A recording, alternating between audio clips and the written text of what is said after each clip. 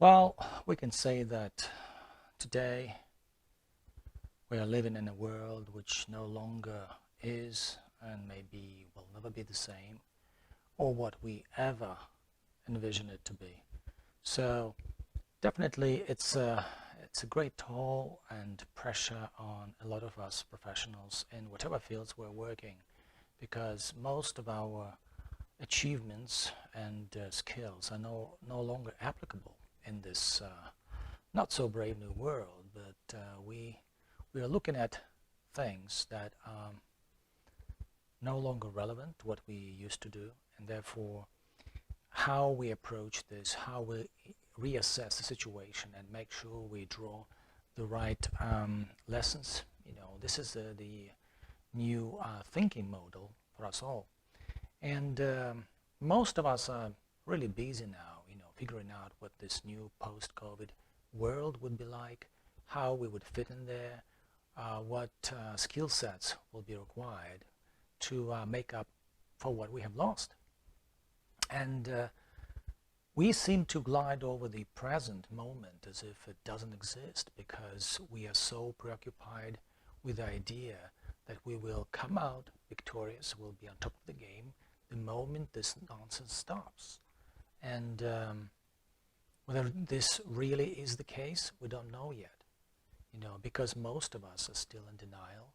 We are withdrawn. We are trying to come to terms with what's going on, whether we have learned the right lessons on the way, whether we need to do a bit of reconfiguring and fine-tuning and tweaking, because some of us actually decided to use this time, to run a little internal audit to understand if there are some skills that need to be polished on so that we can, apply them in this current situation to see where it's going to take us.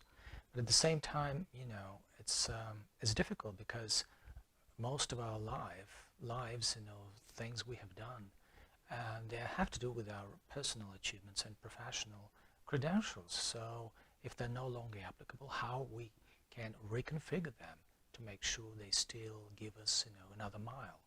And that's really difficult because in the soft competencies areas, like in my case, compliance and ethics, that has come under a lot of pressure because people start looking up to ethicists and compliance professionals for answers. What do we do? This is not a new normal. This is a very daring time, very brutal and cruel because you don't really get much help from those public institutions and a pool of experts and specialists out there who may have ventured out with an idea or two to help us along. And at the same time, just because we are in survival mode and we have withdrawn to basically regroup and see what we can do under the circumstances, we all think that maybe if we weather this storm and we do everything right, we'll just go by the book. I mean, the new day is going to compensate us for all our suffering. We actually do feel somewhat entitled to that because we have earned the right. We've come around. We have earned the right to actually get a slice of that pie, which is non-existent yet. But maybe if we're all lucky, we'll end up getting a fair share of that distant or not so distant future for ourselves. But I think that the solution to this dilemma lies in the area of of a bit of a different nature, just because we all sort of like stroke and cherish our egos and lick our wounds. It's actually the time to do something collectively, do some group thing, put our heads together to search for solutions that we all need. Of course, we do feel competitive about it, but at the same time, it's much better to assess that collective unconscious, or the consciousness we all share, along with our experiences, to see what we can do about it. If there's any value in doing that, as part of the group, or maybe, brainstorming and team playing are actually the prerequisites for tomorrow, and that's something that we all need to do. And You may say that yes, there are some groups that still, retain their fabric, they stay connected, they do things together, they must be exploring, ideas and ways of coming to terms with this unpleasant, present that we are going through. But at the same time, they must be on top of the game because they retain that cohesiveness as a group. Well, not necessarily the case, because most of those groups are, they are lagging behind. They don't have the internal dynamic needed to actually come up with ideas fresh enough to galvanize the entire group into action. So therefore, it's all about regrouping, recalibrating, coming together, setting our differences aside, and putting our egos aside, and at the same time trying to work together.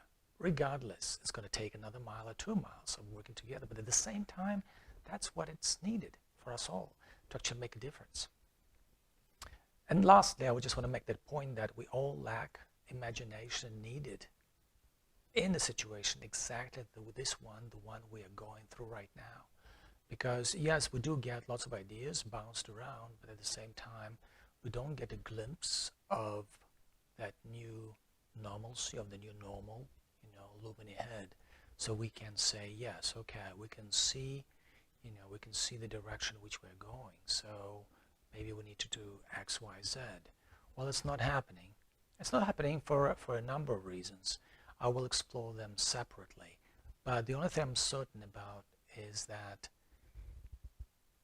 getting together and do a bit of figuring out collectively what lies ahead, what needs to be done under the circumstances, and at the same time find out a way to balance out the odds of what we need to be doing to actually make a difference now, make a difference in the coming years for us all, both personally and professionally. I think that's really the issue that we all need to focus on today.